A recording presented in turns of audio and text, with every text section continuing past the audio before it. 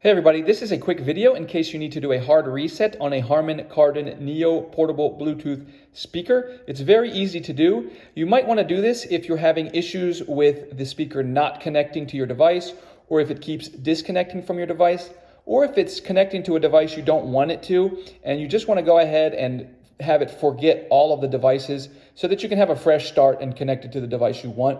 A hard restart is a good solution for all these, and it's very easy. So all we're going to do is, with the device on, we're just going to come in and press the volume up and volume down buttons, which are right here. We're just going to press both of them simultaneously, and we're going to hold them. And you're going to hold them until, it'll take about 10 seconds. The little indicator light that's up here is going to flash red. Once it flashes red, then the device is reset, and at that point you can repair the speaker to whichever device you want to, as it would if you just took it out of the box.